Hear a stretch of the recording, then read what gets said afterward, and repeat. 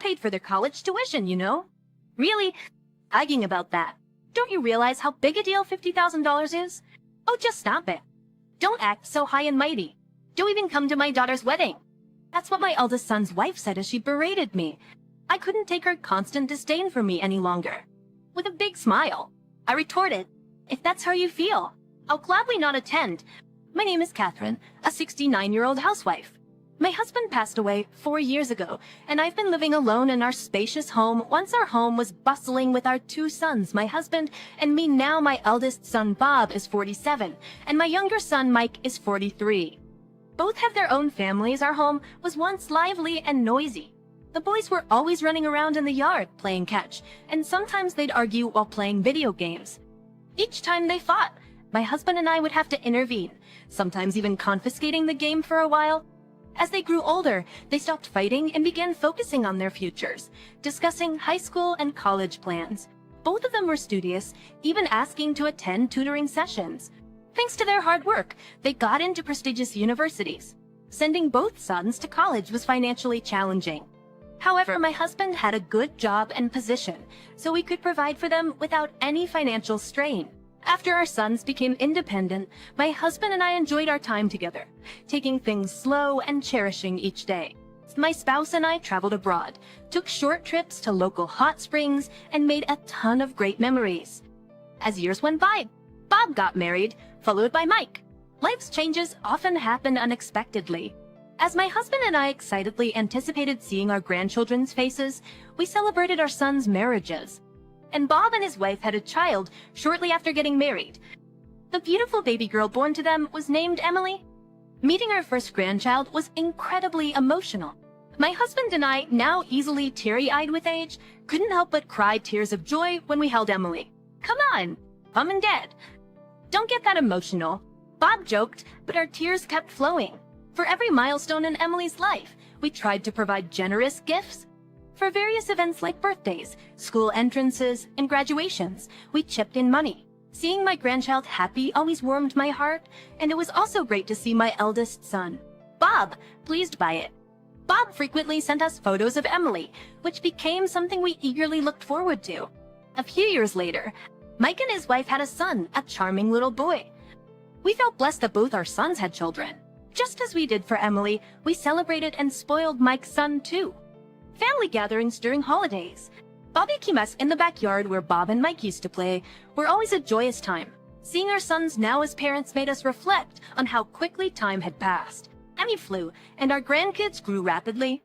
By the time Emily was in 5th grade, she began spending her summer breaks with us. Bob and his wife wanted some time as a couple. This arrangement worked well for all of us. Emily was truly a sweetheart. While living with me and my husband, she'd often share stories from her school days. And she'd often help out with my cooking. She was such a responsible young lady. When we'd dine out, she'd always courteously thank the staff. I could tell Bob and his wife raised her well. However, there was something I was a bit concerned about. It's about Bob's wife, Mrs. Michelle. Michelle, generally speaking, is a good person, but she has a somewhat difficult personality. Or, shall I say, she's a bit touchy. There have been times when she'd snap over a casual comment, and I never knew what might set her off. When was it again? Once, quite innocently, I asked Michelle, is Michelle not working and just staying at home? I meant it as a simple conversation, just a question really, but she shot me a piercing glare. Is there something wrong with being a housewife? You think women should always work? You were a housewife too, weren't you? Why just tell me to work? Isn't that odd? I was taken aback, as I hadn't said anything like that, but she rattled off these points so fast. I didn't mean it that way. Calm down. Michelle. She finally stopped being mad at that point, but since then, I've been a bit wary of her. You never know when she might explode, and interacting with her can feel tense. Even when I'm playing with Emily, she watches me with this scrutinizing gaze, making me wonder if I've done something wrong. That's why I was a bit worried if Emily, raised by a mom like that, would turn out okay. But my fears were unfounded, and Emily grew up to be such a wonderful child. Even in middle school and high school, Emily was always kind and straightforward, always treating my husband and me very well. But then a great tragedy befell me, the death of my beloved husband. He was diagnosed with cancer, and a year later, he passed away. I was heartbroken, having lost the man I'd been with for so many years. It took time to recover, but I gradually regained my spirits. Then misfortune struck Bob and Milt. The company went bankrupt. Yeah, that's why I'm currently unemployed. It's due to an economic downturn. The company Bob worked for suddenly went under. So, Bob and his wife approached me with a request. Mom, we're struggling to pay for Alice's college tuition. We're really sorry to ask, but could you possibly help us with the enrollment fee and this year's tuition? Please, we're begging you. We really need your help.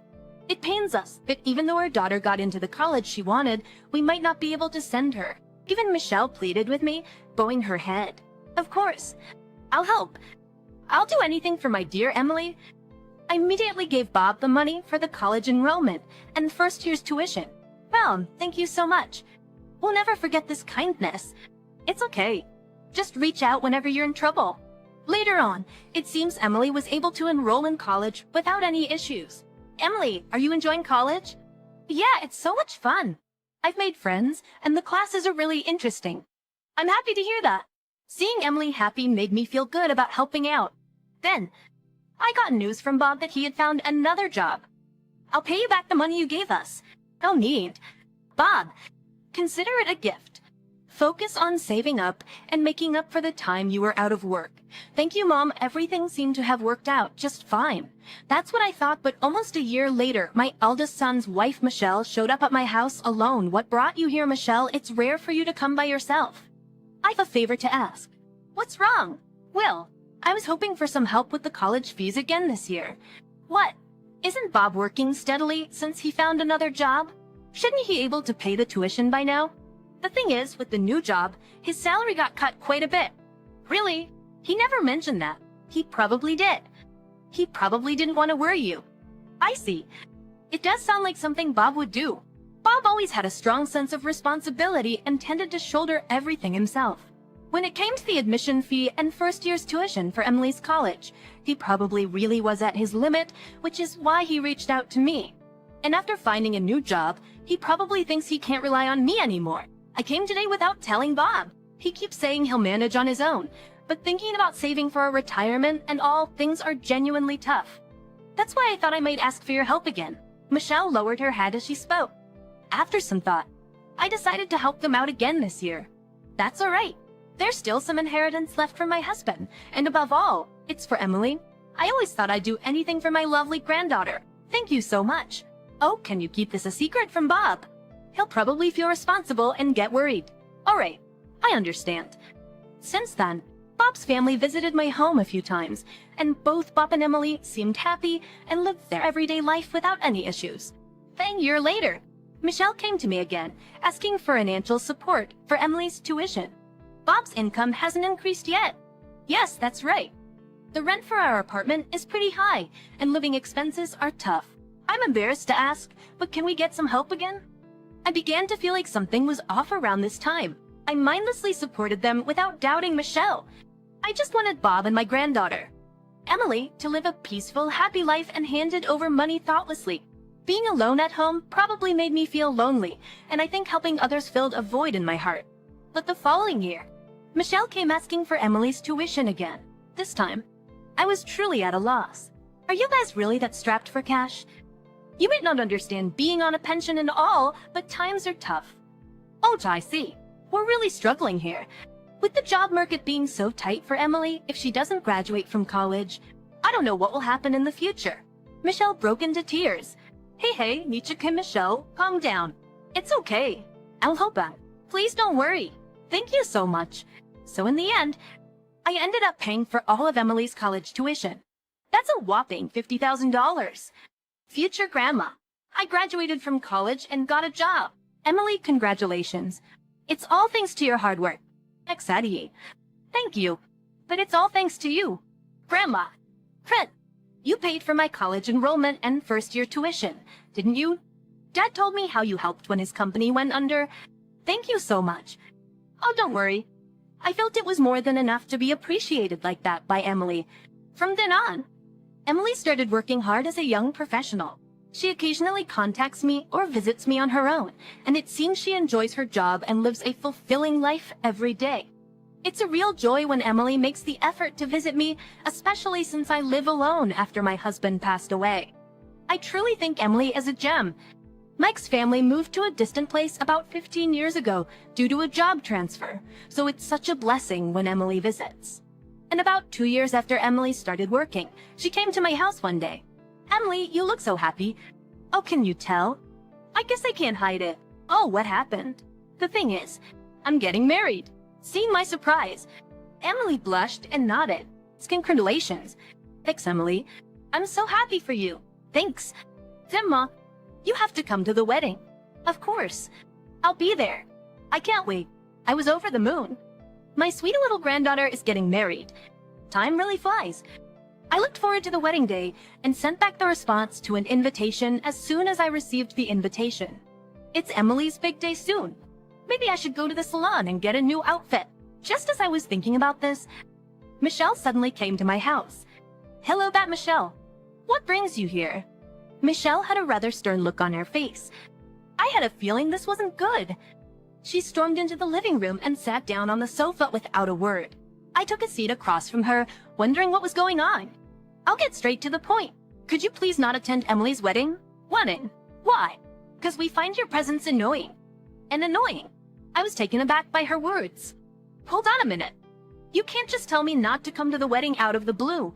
I need a better explanation than that. I couldn't care less about whether you agree or not. I've always disliked you, and yet somehow you've managed to win over Emily. Thanks to you. She always talks about you at home, and it's truly annoying. I even covered Emily's college tuition, you know? Acting all high and mighty over that." "High and mighty? You do realize $50,000 is a lot of money, right? Besides, isn't Emily the main person at the wedding? I've been invited by Emily, you know." "Oh, just stop it already. Please, stop acting like you did us such a huge favor. Don't even come to my daughter's wedding." Michelle shouted these words at me, berating me. I was fed up with her constant mistreatment. I replied with a big smile. "All right then, if you feel that strongly about it, I'll gladly not attend." "If you feel that strongly about it, I'll gladly not attend." At first, she looked surprised, but then quickly smiled. "Promise me, absolutely do not come." "Don't worry, I get it. Next one, look." Michelle's wife left. I immediately called Bob. "Can you come over? There's something important we need to discuss." And upon my request, he came right over. I explained the earlier exchange with his wife. "Michelle said that?" "Yes, she did. Also, she told me to keep it a secret from you, but I paid for all 4 years of Emily's college tuition." "What? Hold on a minute. There must be some mistake. I've been paying for Emily's tuition out of my salary. But Michelle has been asking me for money every year, so I've been giving it to her. She said Bob's salary wasn't increasing." No. I started with the same salary at my new job as at my previous one, and I've been getting raises every year." "What? So I've been able to pay for Emily's tuition out of my salary." I swear, I don't understand. But I've been transferring money to Michelle because she asked. I tried to think of any proof and remembered the bank book I kept. "Look, here's the proof that I've been transferring money to Michelle's account." "You're right. There's more proof. I had actually recorded the conversation with Michelle.